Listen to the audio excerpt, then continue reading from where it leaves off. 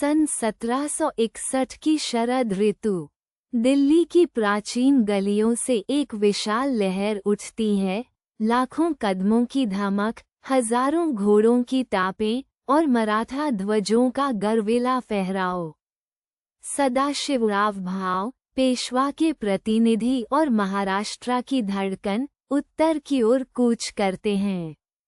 उनकी आंखों में विश्वास है, तलवार में धार है और सेना में वो उत्साह है जो पर्वतों को भी हिला दे।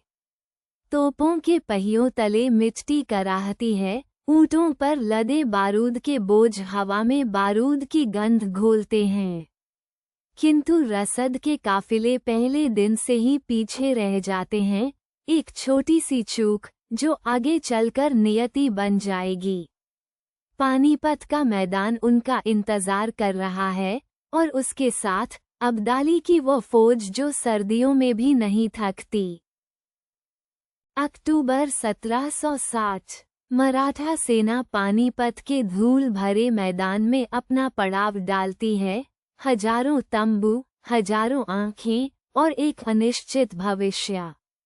भाव की सेना में योद्धा ही नहीं, परिवार भी हैं, स्त्रियां, बच्चे, व्यापारी, एक चलता फिरता नगर जो अब युद्धभूमि पर थम गया है।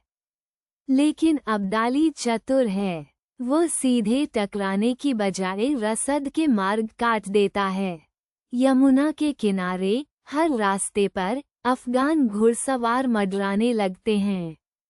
दिन बीतते हैं, अनाज के भंडार घटते हैं, पशु कमजोर पड़ते हैं और सैनिकों की आंखों में भूख की एक गहरी छाया उतरने लगती है। ठंडी रातें और खाली पेट, ये घेराबंदी शरीर को नहीं, आत्मा को तोड़ती है। और इसी टूटन के बीच भाव एक कठिन निर्णय की ओर बढ़ रहे हैं। रात गहरी है, शिविर की मशालें हवा में कांपती हैं, जैसे स्वयं भविष्य डगमगा रहा हो। सदाशिवराव भाव चमड़े के नक्शों पर झुके हैं, उंगलियां रेखाओं को टटोलती हैं, मानो धरती से कोई उत्तर मांग रहे हों।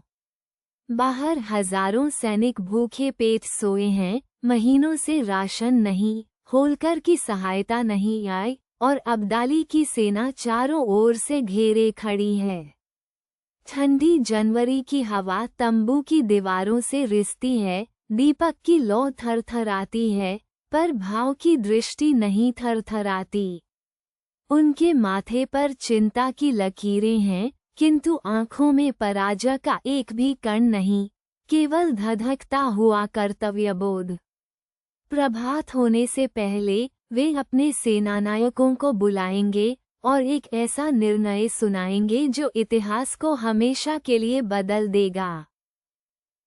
जनवरी की ठिठुरती रात में सदाशिवराव भाव अपने शिविर की धूल भरी गलियों में चलते हैं, अकेले, निःशब्द। अलाव की नारंगी लपटें हवा में कांपती हैं और जलती लकड़ी की गंध ठंडी हवा में घुलती है। कहीं घोड़े हिनहिनाते हैं, कहीं थके सैनिक जमीन पर लेटे आंखें मूंदने की कोशिश करते हैं। एक कोने में एक वृद्ध योद्धा, उसके चेहरे पर दशकों के युद्ध की लकीरें, एक तरुण सैनिक के पास बैठकर शिवाजी महाराज की वीरगाथाएं सुना रहा है। युवक की आंखों में अलाव की रोशनी चमकती है, भय नहीं, श्रद्धा है। भाव रुककर देखते हैं, ये सेना नहीं, एक परिवार है। और परिवार को अलविदा कहना सबसे कठिन होता है। भोर होते ही वो क्षण आएगा जिसे इतिहास कभी नहीं भूलेगा। रात के तीसरे पहर, जब शिविर में दीपक टिमटिमा रहे हैं और सैनिक थकान से अधमरे पड़े हैं, तभी अब्दाली का दूत आता है, सफेद झंडा थामे, घोड़े की टापों से उड़ती धूल के साथ। संदेश स्पष्ट है, आत्मसमर्पण करो, प्राण बचाओ। सदाशिवराव भाव उस संदेश को पढ़ते हैं, चेहरे पर न क्रोध, न भय, केवल एक अटल शांति। वे उठते हैं, दूत की आंखों में देखते हैं और उस कागज को मशाल की लौ के हवाले कर देते हैं। राख हवा में बिखरती है। दूत लौट जाता है, खाली हाथ, झुकी नजरों के साथ। मराठा ध्वज रात की ठंडी हवा में अडिग लहराता रहता है। अब युद्ध से पीछे हटने का कोई रास्ता नहीं बचा, केवल भोर का इंतजार है और उसके साथ वह निर्णायक घड़ी जो इतिहास की धारा बदल देगी। 14 जनवरी 1761 मकर संक्रांति की भोर। क्षितिज पर सूर्य की पहली लालिमा फैलती है, जैसे धरती स्वयं जानती हो कि आज का दिन साधारण नहीं। पानीपत के धूल भरे मैदान पर हजारों मराठा सैनिक कतारबद्ध खड़े हैं, भूखे, थके, पर अडिग। नगाड़ों की गूंज ठंडी हवा को चीरती है। सदाशिवराव भाव अपने विशाल हाथी पर सवार होकर सेना के सामने प्रकट होते हैं। कवच चमकता है, केसरिया पताका लहराती है। उनकी दृष्टि में न भय है, न संशय, केवल एक दृढ़ संकल्प। सैनिक हाथ जोड़ते हैं, मंत्र फुसफुसाते हैं, माथे पर तिलक लगाते हैं। ये प्रार्थना है और विदाई भी। जोश और वेदना का ऐसा संगम जो इतिहास के पन्नों में सदा के लिए अंकित होने वाला है। और फिर शंखनाद होता है। 14 जनवरी 1761 पानीपत का मैदान एक भट्टी बन चुका है। तोपों का धुआं आसमान को ढक लेता है, घोड़ों की टापें जमीन को कांपा देती हैं। मराठा सैनिक भूखे, थके, पर अडिग, अब्दाली की विशाल सेना से सीना भिड़ाकर लड़ते हैं।